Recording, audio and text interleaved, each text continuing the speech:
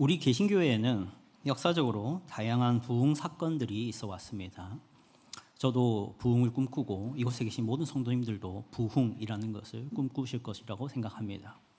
부흥은 나쁜 것이 아니라 좋은 것입니다. 부흥은 항상 우리가 소망해야 되고 바라야 되는 것입니다. 특별히 이 부흥은 한국교회 전체의 부흥을 바라기도 하는 것이지만 우리 교회가 부흥을 바라야 되는 것이기도 합니다. 또한 교회보다 더 작은 나 한 사람이 부흥하는 것도 정말로 소망하고 바라야 하는 것입니다. 역사적으로 정말로 크게 부흥했던 교회사적인 사건들이 많이 있습니다. 그러나 모든 부흥이 참 부흥은 아니라서 우리가 부흥의 원인을 분석하고 알고자 할 때 언제나 어떤 부흥 사건을 선택할 것인지에 주의를 좀 가질 필요가 있습니다. 이 교회 사학자들이 모두가 이것은 참된 부흥이다라고 할 만한 부흥들이 몇 가지가 있습니다. 그런데 그런 부흥 사건들을 찬찬히 살펴보면은 크게 두 가지의 부흥이 그 안에 존재한다는 것을 발견할 수 있습니다. 첫 번째는 양적 부흥이라 할 수 있고요. 두 번째는 질적 부흥이라고 할 수 있습니다. 양적 부흥이란 사람이 많이 늘어나는 그 부흥으로 인해서 전도와 선교가 확장되면서 정말로 많은 사람이 주의 품으로 돌아오는 사건, 그러한 부흥이 양적 부흥이라면 질적 부흥이란 기존 성도이고 기존 교회임에도 그 사람들이 각성하여서 이전보다 더 거룩한, 이전보다 더 높은 수준의 영적 삶을 살아가게 되는 그러한 질적 부흥이 있습니다. 양적 부흥과 질적 부흥은 구별할 수 있지만 따로 떨어져 있지 않습니다. 양적 부흥만 있는 부흥이 없고요. 질적 부흥만 있는 참 부흥은 없습니다. 참 부흥은 언제나 양적 부흥과 질적 부흥이 함께 갑니다. 전통적인 교회 사학자분들이 구체적으로 어떤 그러면 부흥 사건들을 참 부흥이라고 인정하느냐? 첫 번째는 종교개혁입니다. 종교개혁은 지금 우리 개신교회가 처음 시작됐고 태동했을 뿐만 아니라 급격하게 커져갔다. 그것이야말로 종교개혁이죠. 두 번째는 영국의 청교도 운동이라고 합니다. 그 청교도인들의 설교와 청교도인들의 삶이 그 개신교회를 질적으로 크게 부흥시켰던 사건이죠. 그 다음으로는 웨일즈 부흥이 있고요. 그 다음으로 뉴 잉글랜드, 지금으로 치면은 어느 나라입니까? 뉴 잉글랜드, 미국입니다. 그 미국의 부흥, 그 미국의 부흥이 대부흥이라고 인정받고 참 부흥이라고 인정받는, 공통적으로 인정받는 사건들입니다. 그런데 이러한 부흥들의 공통점이 있습니다. 어떤 공통점이 있냐면 핵심적인 질문 하나가 있었다는 것이죠. 어떤 질문이냐? 참 그리스도인은 누구입니까? 라는 질문입니다. 웨일즈 부흥이든 영국 청교도 부흥이든 미국의 대부흥이든 종교개혁이든 그 부흥의 핵심적인 질문, 물론 다양한 것들이 있지만 핵심적인 질문 하나를 꼽자면 누가 참 그리스도인이냐라는 주제를 고민했다라는 것이죠. 참 그리스도인이 누구인가 하는 이 질문은 교인들을 자신을 돌아보게 만들었습니다. 그리고 자신의 세속적 삶과 은밀한 죄와 영적인 위기를 깨닫게 했죠. 그래서 선줄로 알았지만 사실 넘어져 있었다라는 것을 깨닫게 된 그들은 자신을 정화하는 노력을 하기 시작했습니다. 그것은 비기독교인의 회개를 만든 것이 아니라 기독교인의 회개를 만들기 시작했고 교회 자체가 각성을 하기 시작했습니다. 그래서 은혜를 갈구하게 만들고 그 은혜를 갈구하는 가운데 우리 주님의 필요성을 절절히 느끼게 되었습니다. 그래서 그들은 복음을 소중히 여기게 되었고 그 복음을 비로소 만지고 보게 됨으로 감격하게 되었습니다. 감격하게 된 신자들은 신자다운 신자가 되었고 그리스도인다운 그리스도인이 되어서 교회가 더욱 거룩해졌습니다. 그 결과 교회 안에 영광이 차고 회복되고 세상은 그 찬란한 빛을 보면서 교회에 이끌리게 되는, 그래서 양적 부흥까지 이어지는 이러한 역사가 누가 참 그리스도인이냐라는 질문에서 시작된다라는 것입니다. 참 그리스도인이 누구인가에 대한 이런 가르침의 기원은 조지 히필드, 칼빈, 존 웨슬리, 아니면은 또 누가 있겠습니까? 스펄전, 로이드 존스, 아니면 조나단 에드워즈와 같은 사람들 이전에 이미 오리지널로 이러한 가르침을 정말 중요하게 여겼던 한 분이 계십니다. 그것이 바로 우리 주 예수 그리스도시죠. 이 예수님께서 참 그리스도인에 대해서 말했던 그 말씀이 우리가 오늘 읽었던 이 팔복의 말씀입니다. 예수님의 기록된 설교들 중에는 가장 길게 했던 설교 한 가지를 꼽자면 마태복음 5장부터 7장에 나오는 산상설교라고 할 수 있습니다. 예수님께서 산에서 제자들을 보시면서 하셨다고 해서 산상설교라고 하는데요, 그 산상설교의 제일 첫 주제로 등장하는 게 바로 이 팔복입니다. 이 팔복은 이름 그대로 복 있는 사람의 8가지 모습을 담고 있는 말씀인데, 한번 PPT를 봐주시면 이 팔복은 동일한 형식의 표현이 반복되고 있습니다. 뭐뭐 하는 자는 복이 있나니 뭐뭐 할 것이요, 이런 형식이 반복이 됩니다. 그것을 다음 PPT를 보면은 딱 제가 색칠 공부를 좀 해왔는데요, 심령이 가난한 자는 뭐가 있나니? 복이 있나니 천국이 그들의 것이며, 또 똑같이 애통하는 자는 뭐가 있나니? 복이 있나니 그들이 위로를 받을 것이며, 이렇게 같은 형식의 표현들이 반복이 되고 있습니다. 이런 반복되는 형식 속에 결코 변하지 않는 단어 하나가 있죠. 뭐가 있습니까? 복이 있나니라는 단어만큼은 계속 반복하십니다. 결국 예수님께서 이 팔복을 통해서 핵심적으로 말하고자 하는 바가 무엇인지가 드러나는 것이죠. 이 말씀의 핵심은 무엇입니까? 복이 있나니입니다. 다르게 말하면 누가 복 있는 사람이냐라는 것이죠. 누가 복된 자냐, 좀 더 원어에 맞게 표현한다면 누가 행복한 사람입니까? 라는 것이죠. 이런 팔복은 시편 1편의 신약시대 버전이라고 할 수 있습니다. 여러분도 잘 아시는 말씀인데요, 시편 1편 1절과 2절 한번 보시겠습니다. 같이 읽겠습니다. 시작. 복 있는 사람은 악인들의 꾀를 따르지 아니하며 죄인들의 길에 서지 아니하며 오만한 자들의 자리에 앉지 아니하고 오직 여호와의 율법을 즐거워하여 그의 율법을 주야로 묵상하는도다. 시편 1편도 복 있는 사람이 누구인지에 대한 얘기를 하고 있습니다. 그러나 예수님께서는 제자들에게 이 시편 1편을 반복하시는 게 아니라 다른 얘기를 하고 계시죠. 이는 신약시대에 복 있는 자는 신약시대로서 다르게 정의되고 있기 때문입니다. 이 말을 오해해서는 안 됩니다. 이 신약시대를 살아가는 우리에게 시편 1편은 필요 없는 말씀이다라는 게 아닙니다. 이 신약시대의 행복한 자의 기준은 그 전보다 또 다른 모습으로 나타날 것이다라는 것입니다. 그것은 시편 1편이 부정되는 것이 아니라 여전히 시편 1편이 말하는 행복자의 기준은 모델이 맞지만, 우리가 그 시편 1편으로 되는 것도 정말 좋고 기쁜 일이지만 그 시편 1편이 아닌 또 다른 방식의 구원이 우리에게 주어졌기 때문에 그러한 구원의 방식 속에서는 행복자는 다른 모습들을 나타낼 것이다. 그게 내가 팔복으로 설명하는 것이다 라는 것이 예수님의 의도이십니다. 구약시대의 행복자와 신약시대의 행복자의 모양이 다릅니다. 여기서 우리가 생각해 볼 수 있는 한 가지 명제가 있습니다. 이것은 무엇이냐면 세상과 시편 1편의 행복자의 기준이 다르고 시편 1편의 행복자의 기준과 팔복에서 말하는 행복자의 기준이 또 다르다는 것입니다.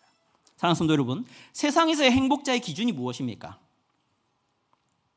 돈과 명예와 권력을 기준으로 삼습니다. 자, 그런데 그것을 좀 더 기저에 들어가면 내면에 무엇이 있습니까? 단순히 돈이 아니지 않습니까? 내가 편해지는 것, 내가 영광을 얻는 것, 내가 쾌락하게 되는 것이 행복하냐 아니냐의 기준이 세상에서 가진 기준들입니다. 그런데 반면에 시편 1편이 말하는 행복자의 기준은 어땠습니까? 다시 한번 1편 1절과 2절을 보겠습니다. 복 있는 사람은 악인들의 꾀를 따르지 아니하며 죄인들의 길에 서지 아니하며 오만한 자들의 자리에 앉지 아니하고. 시편 1편에서 말하는 행복자의 기준은 돈과 명예와 권력이 아니라 도덕성과 관련되어 있습니다. 악을 멀리하는 자가 행복한 자고 선을 가까이 하는 자는 당연히 행복자다라는 것이죠. 그러면 그런 방법은 무엇이 있을까 했을 때 율법을 주야로 묵상해야 악을 멀리할 수 있고 선을 가까이 할 수 있으므로 진정한 행복자란 율법을 주야로 묵상하는 사람이다라는 것이 시편 1편이 정의하는 행복한 사람의 기준들이었습니다. 반면에 팔복을 통해서 말씀하시는 행복자는 무엇이었습니까? 이와 같았습니까? 그렇지 않습니다. 팔복에서는 율법이 등장하고 있지 않습니다. 팔복에서는 도덕성과 관련되어 있지가 않습니다. 팔복에서는 단순히 악을 미워하고 선을 사랑하는 존재로 표현되고 있지 않죠. 팔복의 사람은 영의 세계를 깨달았고 로마서의 표현대로 말하자면 율법보다 더 나은 의를 추구하고 있는 사람입니다. 그래서 그는 시편 1편이 말하는 행복자와는 다른 모습을 보이죠. PPT를 한번 봐주십시오. 팔복의 말씀을 정리하면 이와 같습니다. 첫 번째는 어떤 사람입니까? 심령이 가난한 자입니다. 두 번째는 어떤 사람을 말합니까? 애통하는 자를 말합니다. 세 번째는요, 온유한 자. 네 번째는요, 의에 줄이고 목마른 자. 다섯 번째는요, 긍휼히 여기는 자. 여섯 번째는요, 일곱 번째는요, 여덟 번째는요. 이제는 신약 시대의 행복한 자는 단순히 율법을 주야로 묵상하는 그러한 모습을 넘어서 있습니다. 우리는 율법을 순종함으로 구원받는 시대 속에 있지 않습니다. 우리는 율법을 성취하신, 오늘 오전에 들은 대로 우리를 대신하여 제물이 되시고 나를 대신하여 죄를 가져가신 분이 있습니다. 그리고 그분의 흠없는 의를 전가하신 분이 있는 시대 속에 있습니다. 우리는 그 분을 믿음으로 구원을 받은 자로 신약 시대의 성도라고 합니다. 그래서 그리스도인이죠. 그러므로 그리스도인이란 율법을 주야로 묵상하는 수준을 넘어서는 더 나은 의 속에 살아가는 자로서 팔복이라는 모습이 필요합니다. 이것은 두 번째 명제를 말할 수 있게 됩니다. 신약 시대의 이러한 행복자는 하나님께서 복 주셨기 때문에 만들어지는 것입니다.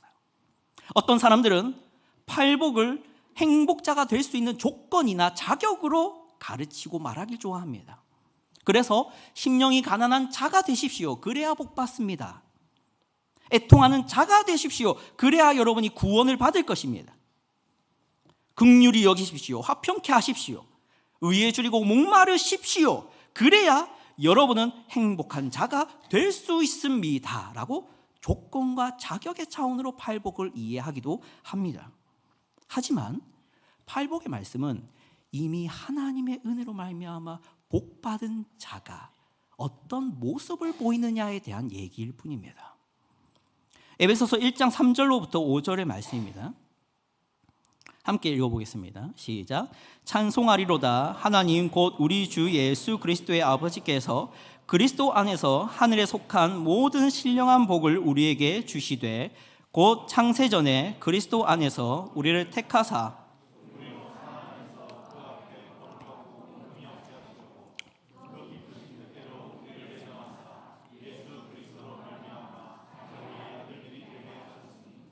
아멘. 하늘에 속한 모든 신령한 복이 나옵니다. 그 하늘에 속한 모든 신령한 복을 주셨습니다. 그래서 어떤 자가 되게 하셨습니까? 5절에 나오죠. 예수 그리스도로 말미암아 자기의 아들들이 되게 하셨습니다. 그러니까 팔복의 말씀이란 하늘의 신령한 복으로 말미암아 하나님의 자녀가 된 이들, 팔복의 표현으로는 행복한 자들, 그들이 어떤 모습을 보여야 되냐, 그걸 8가지로 표현하고 있는 것이 팔복의 말씀이라는 것입니다. 그러므로 우리가 팔복의 말씀을 볼 때는 이렇게 살아야 내가 복을 누리겠지, 이렇게 살아야 내가 하나님의 자녀가 되는 것이겠지, 이렇게 살아야 내가 구원을 받는 것이겠지라는 조건과 자격으로 읽어야 될 것이 아니라 내가 이미 복을 받은 자로서 어떤 모습을 보여야 내가 정말 그 행복한 자라는 것을 증명할 수 있을까에 대한 말씀으로 읽어야 된다는 것입니다. 교훈 3가지를 말씀드리도록 하겠습니다. 첫 번째는 이것입니다. 모든 그리스도인들은 종교인이 아니라 팔복의 사람이어야 한다는 것입니다. 팔복으로부터 이끌어낼 수 있는 일반적인 교훈은 3가지인데요. 첫 번째 교훈이 바로 이런 것입니다. 신약 시대의 모든 그리스도인들은 반드시 팔복의 사람이어야 한다는 것입니다. 이 교훈이 저와 여러분에게 첫 번째로 중요하게 언급되어야 되는 이유는 많은 경우에 그리스도인을 잘못 정의하는 모습을 발견하기 때문입니다. 일반적으로 그리스도인의 정의는 외면적인 기준을 가져올 때가 많습니다. 단순히 종교적인 의무를 다하느냐, 아니면 기도를 많이 하느냐, 성경을 읽고 있느냐, 전도를 하고 있느냐, 교회 사역에 동참하느냐, 교회 예배에 출석하느냐와 같은 외면적인 조건들과 기준들을 신자냐 아니냐의 기준으로 삼을 때가 많습니다. 물론 그것도 어느 정도 타당성 있는 기준으로 삼을 만합니다. 하지만 그것이 본질이 돼서는 안 됩니다. 정말로 본질적으로 신자와 비신자를 구분하는 기준은 팔복에 있습니다. 팔복은 그리스도인에 대해서 외면적으로 정의하는 것을 반대하고 있습니다. 팔복은 내면의 문제를 얘기하고 있기 때문이죠. 두 번째는 이것입니다. 그리스도인은 팔복 모두의 사람이어야 한다는 것입니다. 그것은 그리스도인이 심령에 가난한 자는 그런 모습을 보일 수 있을지 몰라도 애통하는 모습은 없어도 되지 않은가라는 것을 지지하지 않는다라는 얘기입니다. 온유하지만 심령이 가난해진 적이 없는 그리스도인은 없습니다. 심령이 가난하긴 하지만 애통하지 않은 그리스도인은 없습니다. 참 그리스도인은 심령이 가난하고 애통하며 온유하며 의에 줄이며 목마르며 긍휼히 여기며 마음이 청결하며 화평케 하며 의를 위하여 박해받는 자를 포함해서 다 가지고 있는 사람입니다. 스스로 그리스도인이라고 자처하는 사람이 이 중 어느 하나가 자신에게 없다는 이유로 이 기준을 낮추려 들거나 이 중 몇 가지를 없는 셈 치려는 사람이 있을 수 있습니다. 왜냐하면 이 모두가 나에게 있어야 된다는 이 말이 나를 괴롭게 하기 때문이죠. 그러나 팔복이 보여주고 있는 8가지 행복자의 특징들은 따로 취급할 수 있는 것이 아닙니다. 행복자가 지닌 각각의 특징들은 서로 긴밀히 연결되어 있기 때문이죠. 다시 PPT를 봐주시면 심령이 가난하기 때문에 애통하기 시작하는 것입니다. 애통하는 사람은 결국 온유해지기 시작합니다. 왜?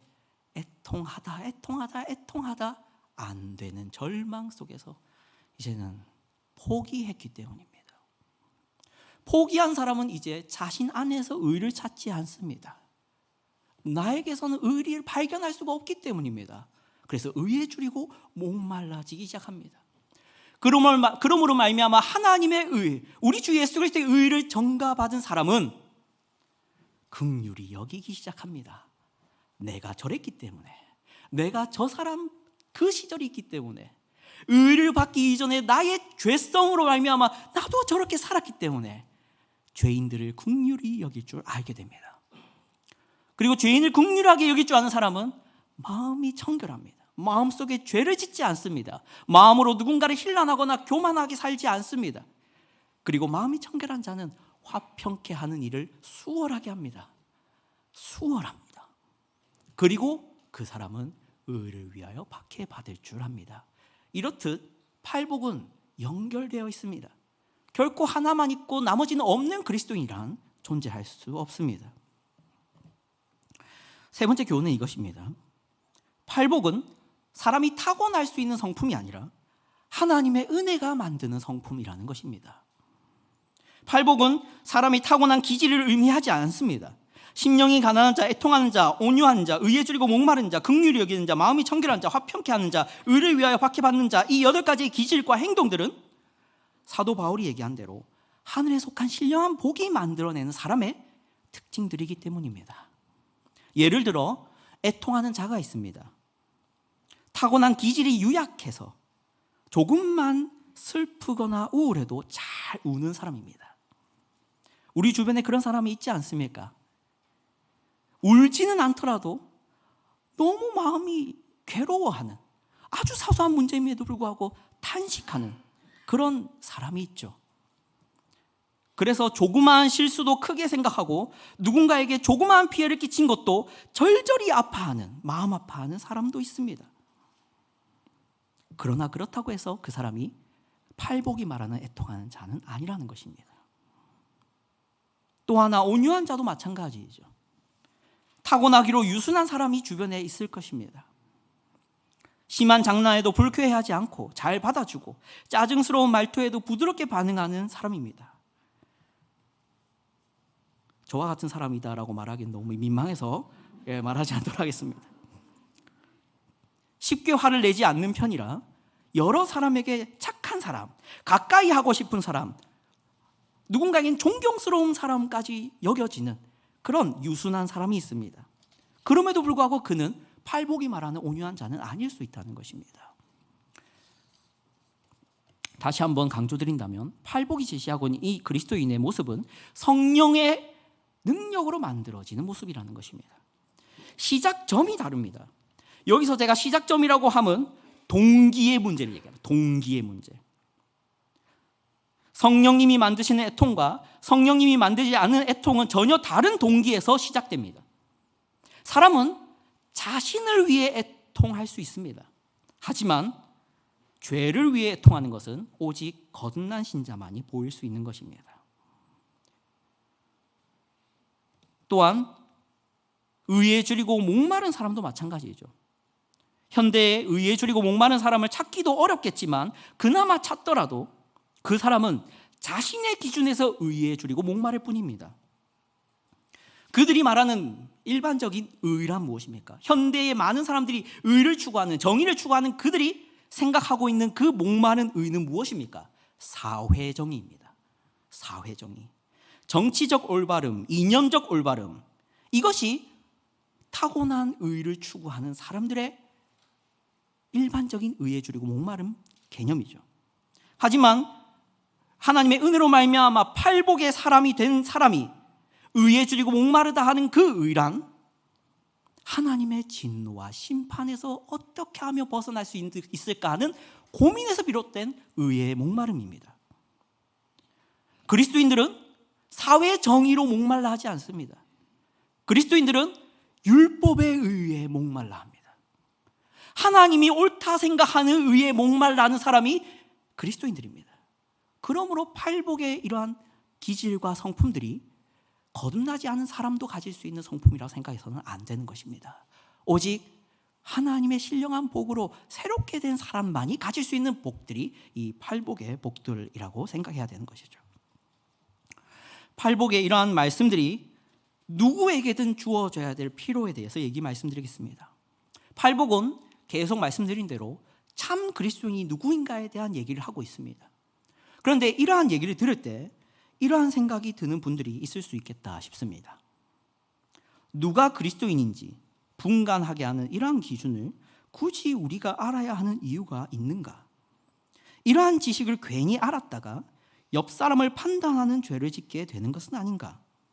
또 굳이 몰랐으면 좋았을 것을 이것을 알게 되니 나 자신의 신앙적 회의감을 느끼게 만든다. 내가 이런 참 신자의 기준에 대한 지식들을 들어야 될 필요가 굳이 있나 하는 생각이 들 수 있겠다라는 생각이 듭니다. 먼저 우리가 알 것은 참 그리스도인의 표지로서 팔복의 말씀을 하신 분이 예수님이라는 것입니다. 이것은 제가 여러분에게 들은 말이 아니라 예수님이 제자들에게 팔복의 말씀을 했다는 것입니다. 그러므로 우리는 팔복의 말씀을 귀 기울여 들어야 됩니다. 두 번째 이유는 이것인데요. 이것이 듣는 자에게 유익하기 때문입니다. 예외 없이 유익합니다. 신자 되지 못한 사람에게만 유익한 것이 아니라 신자 된 분들에게도 유익한 것이 참 그리스도인이 누군가에 대한 우리 예수님의 가르침입니다. 그 이유를 세 가지로 말씀드리겠습니다. 첫 번째는 이러한 경우입니다.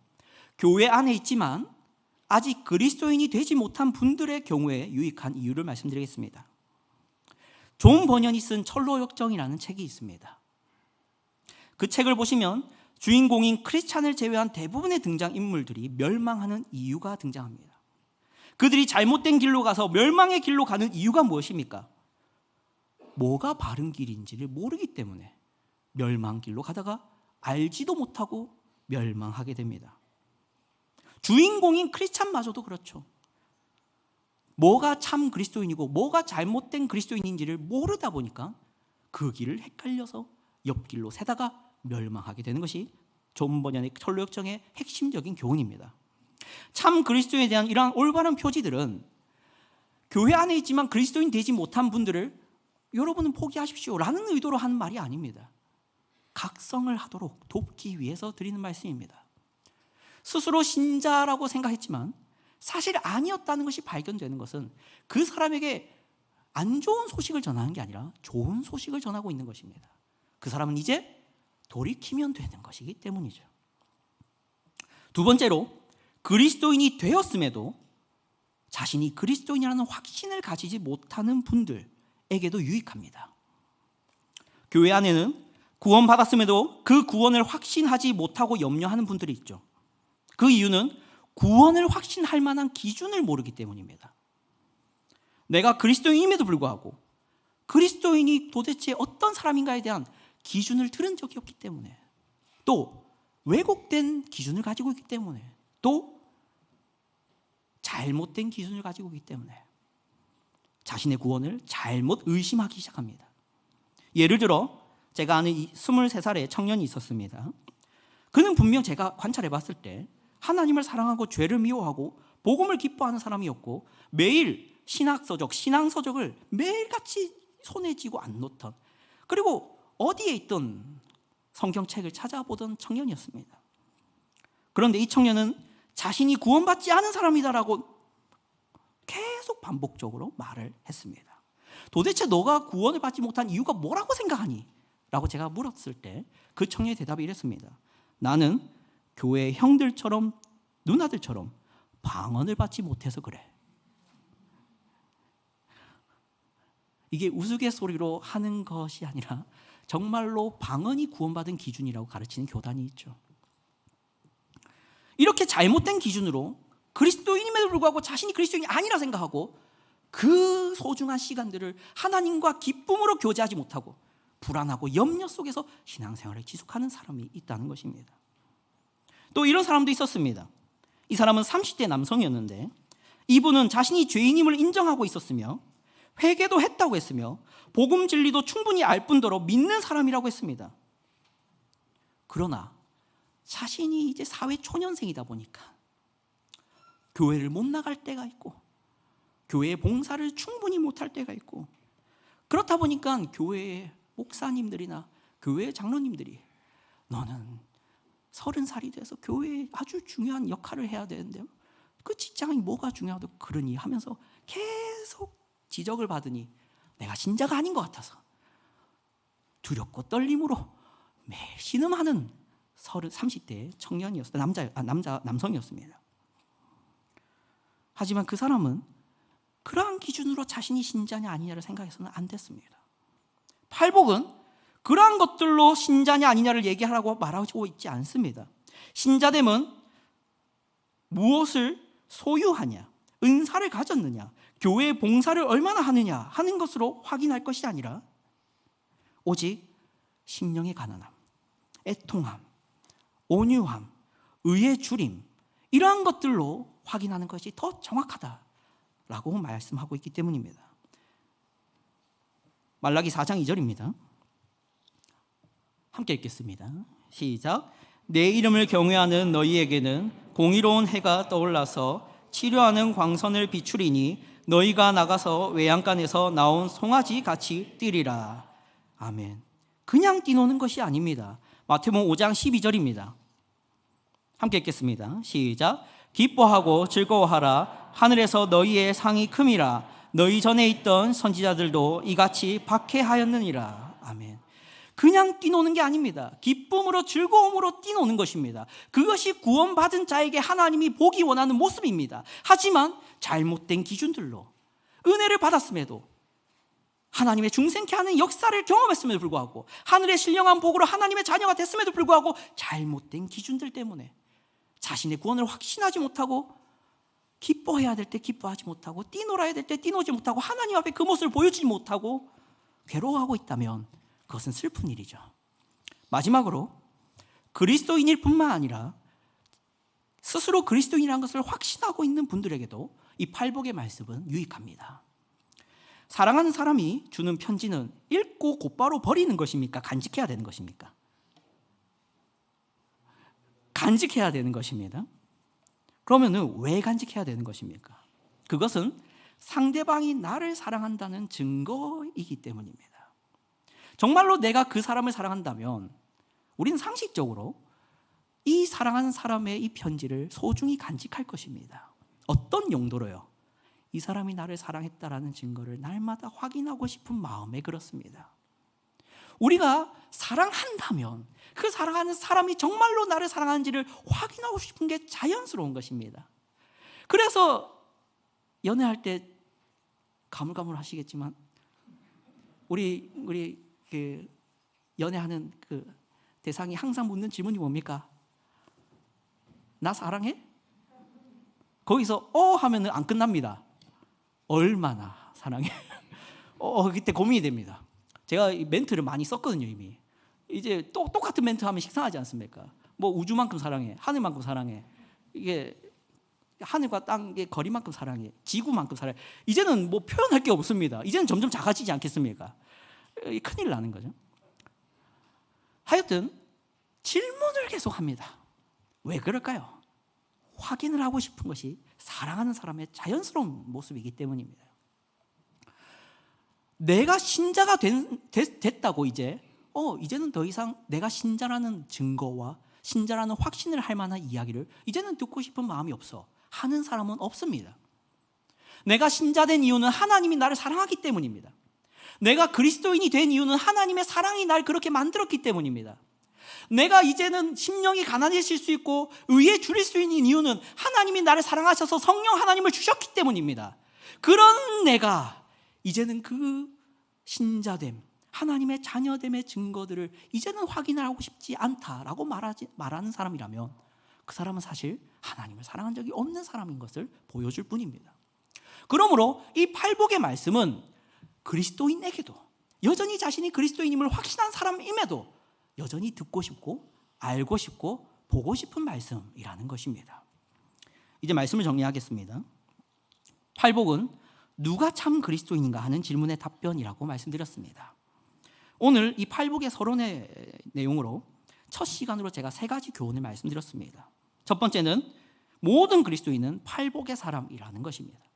두 번째는 그리스도인은 팔복 모두의 사람이어야 한다는 것입니다. 세 번째는 팔복은 타고나는 성품이 아니라 하나님의 은혜가 만드는 성품들이라는 것입니다. 설교를 마치며 조심스러운 이야기지만 한 가지만 말씀드리겠습니다. 첫 시간이기 때문에 아직 각 복을 다루지 않았기 때문에 할 수 있는 유일한 시간입니다. 팔복은 분명 참 그리스도인이 누구인가에 대한 표지들입니다. 이 표지들 하나하나를 살피기 시작할 때 우리는 판단받게 될 겁니다. 우리는 이 팔복의 말씀 그 하나하나의 성품들을 들을 때 이렇게 생각되는 분들이 있을 수 있습니다. 내가 싫어하는 어떤 종류의 사람이 떠오르기 시작합니다. 나와 멀게 느껴지는 성품들입니다. 들으면 들을수록 이런 사람이 되고 싶은 마음이 없습니다. 그렇다면 그 사람은 참 신자가 아니라는 것이 드러나기 시작하는 것입니다. 반면에 내가 이 팔복의 말씀을 다 분명히 드러내고 있지 못할지라도 이 팔복의 사람이 나이면 좋겠다. 내가 이 심령이 가난한 자가 되기를 원한다. 나는 애통하는 자가 되기를 원하고 온유한 자가 되기를 원하고 의에 줄이고 목마른 자가 나이기를 원한다라는 마음으로 이 팔복의 말씀을 듣는 사람은 분명 하나님의 은혜로 말미암아 그 마음이 새롭게 된 사람일 것입니다. 우리 각자가 팔복의 말씀을 앞으로 살필 때 두렵고 떨림으로 누군가는 스스로를 돌이키고 회개하는 기회로 삼고 또 누군가는 그 안에서 기뻐하고 즐거워하고 나의 신자됨, 하나님의 은혜를 이미 받은 자로서 하나님의 은총을 확인하고 또 확인하는 그 아름다운 시간들이 되기를 원합니다. 그러므로 누군가는 회개하는, 누군가는 돌이키는 그 기쁜 역사가 일어나고 누군가는 하나님 안에서 기뻐 뛰며 노는 그러한 역사가 일어나는 그러한 팔복의 말씀의 시간이 되기를 간절히 소망합니다. 기도하겠습니다. 하나님 아버지 감사합니다. 이 시간 함께 모여서 우리 주님이 주신 팔복의 말씀을 서론적으로 함께 생각해 보았습니다. 우리 서울제일교회가 팔복의 사람으로 넘치게 하여 주시옵소서. 이 팔복 모두가 나타나는 성도들로 가득하게 하여 주시옵소서. 그리하여 이 교회가 참 그리스도인으로 가득 차고 참 교회로 커가고 이 땅 가운데 하나님의 찬란한 빛을 어그러지게 비추는 것이 아니라 찬란히 비출 수 있는 저희 모두 되게 하여 주시옵소서. 우리 주 예수 그리스도 이름으로 기도드립니다.